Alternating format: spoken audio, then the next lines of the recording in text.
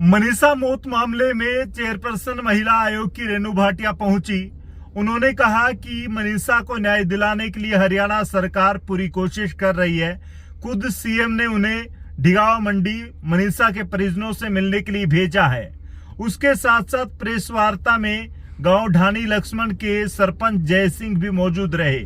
उन्होंने कहा कि ग्रामीण और जो कमेटी है वो संतुष्ट है जब से सीएम हरियाणा ने सीबीआई मांग के लिए ट्वीट किया है और ये जांच जो है वो सीबीआई को सौंपी गई है और मनीषा का पोस्टमार्टम जो है वो एम्स में करवाने की बात स्वीकारी है।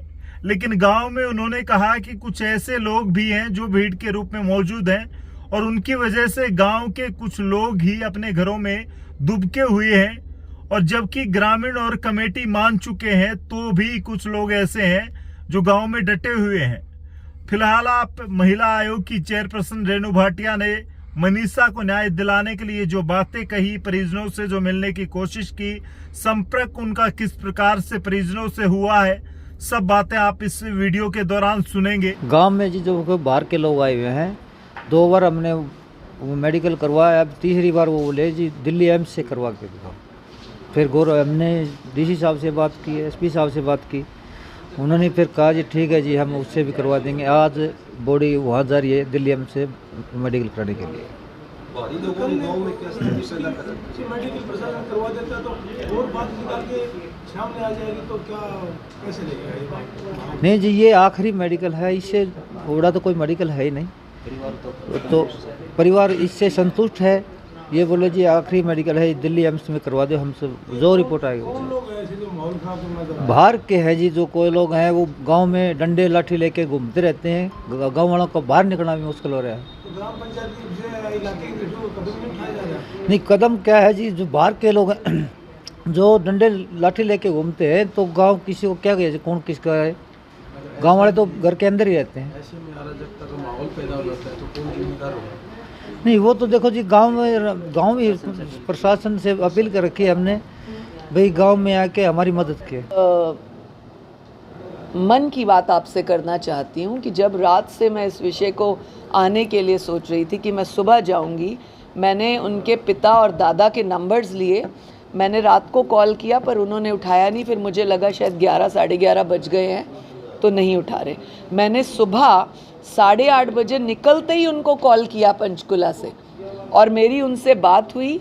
बहुत अच्छे से दादा ने मुझसे बात की, बहुत अच्छे से। मैंने दादा से कहा संजय जी बैठे, उन्होंने कहा बैठे हैं। मैंने कहा बात करो। मैंने कहा संजय भैया मुझे भी अपनी बहन ही समझो, मैं आ रही हूँ आपके बीच में और आपकी बेटी के लिए आ रही हूँ, आप मुझसे मिलो, बताओ मैं आपके पास आऊँ या आप मेरे पास आते हो, आपको जहाँ ठीक लगे। मैं आपको गेस्ट हाउस में मिलूँगी, आप मेरे पास हो, अगर आप चाहो तो मैं आपको चंडीगढ़ से रास्ते में पहुँचूँगी तो मैं आपको और संजय जी को मिलना चाहती हूँ। आपको और संजय को मिलना चाहती हूँ, मनीषा के पापा को। हम भिवानी की तरफ आ रहे हैं। नंबर आपके ही मोहल्ले में दिया है किसी ने? वो मुझसे पूछ रहे थे आपको नंबर किसने दिया? आपके ही एरिया में दिया है किसी ने? नहीं, आपके आसपास के लोग जो हैं वहीं से लिया मैंने। आप रामकिशन जी बोल रहे हो ना? हाँ, तो मैं मिलूंगी जरा आपसे आज।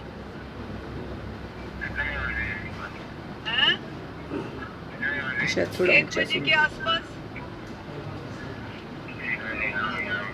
आप आओ। भिवानी गेस्ट हाउस होंगी मैं। हाँ, तो इसमें आप सुनेंगे कि उन्होंने मुझे हाँ कहा कि भिवानी गेस्ट हाउस। जब मैंने उनसे कहा कि मैं आ रही हूँ तो उन्होंने हाँ कहा। फिर दोबारा जब मैं भिवानी गेस्ट हाउस 12:30 पहुँच गई, दोबारा उनसे मैंने कॉल किया, वो भी रिकॉर्डिंग मेरे पास है। उसमें उनके दादा ने कहा कि हम ना निकल पा रहे यहाँ से। तो मुझे इस बात का दुख है कि जो पिता बात करना चाहते हैं, माँ बात करना चाहती है, दादा बात करना चाहते हैं, ऐसे कौन से लोग हैं जो उनको बात नहीं करना देना चाहते। जब भी हमारे साथ कोई दिक्कत होती है हम कहते हैं गांव के सरपंच को बुलाओ। क्यों बनाया जाता है सरपंचों को? ये सरपंची पूरी बैठी है, ये पूरी पार्टी के लोग बैठे हैं उनके सहयोग के लिए। ऐसे कौन लोग हैं जिनके डर से वो निकलना नहीं चाहते? ये दुख है, ये इस बात का मुझे बहुत दुख है।